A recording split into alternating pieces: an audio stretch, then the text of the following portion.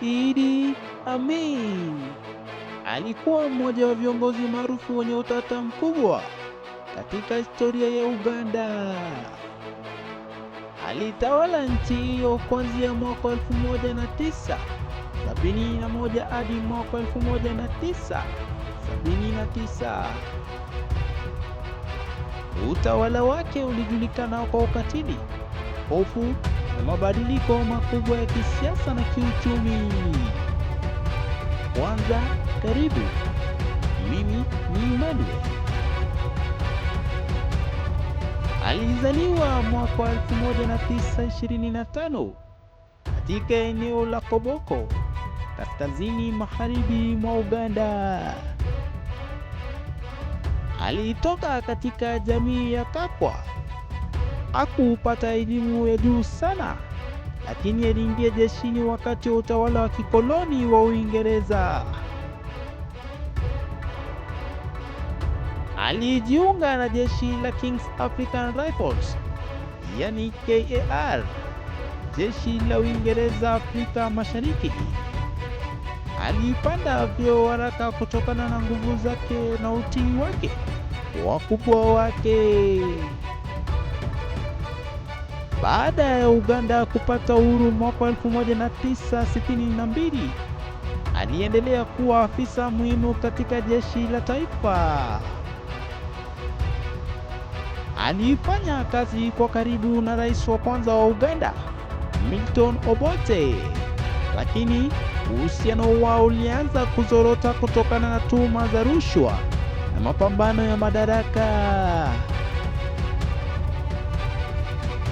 Mnamo Januari mwaka 1971, wakati Obote alikuwa nje ya nchi, Idi aliongoza mapinduzi ya kijeshi na kujitangaza kuwa rais wa Uganda. Hatua hii ilipokelewa kwa furaha na baadhi ya wananchi mwanzoni waliokuwa wamechoshwa na utawala wa Obote.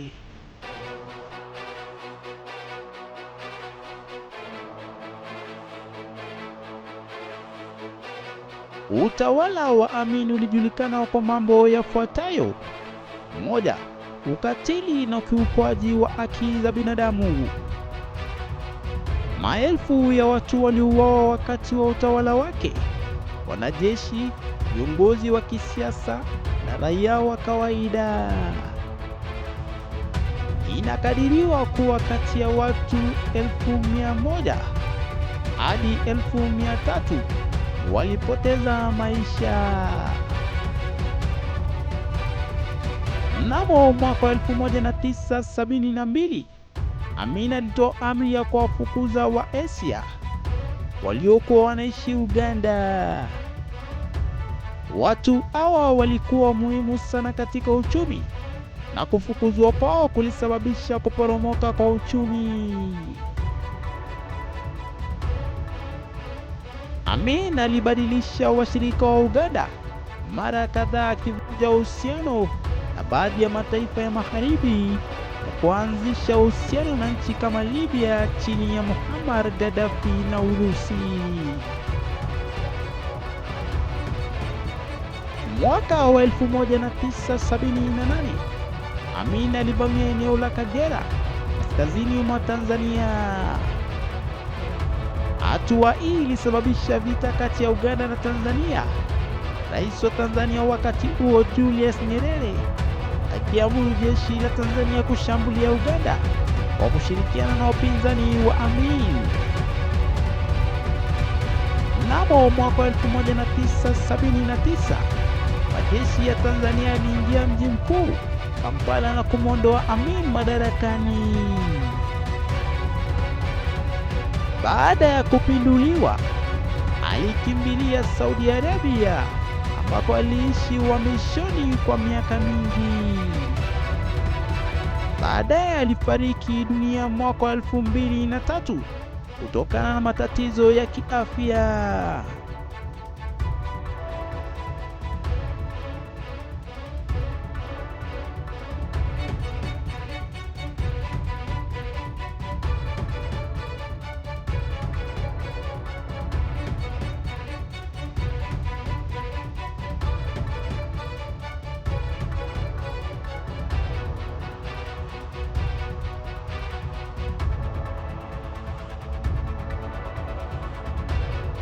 Amin anakumbukwa kama kiongozi wa kidikteta, mtawala mwenye ukatili mkubwa, mfano wa athari mbaya za utawala wa kijeshi.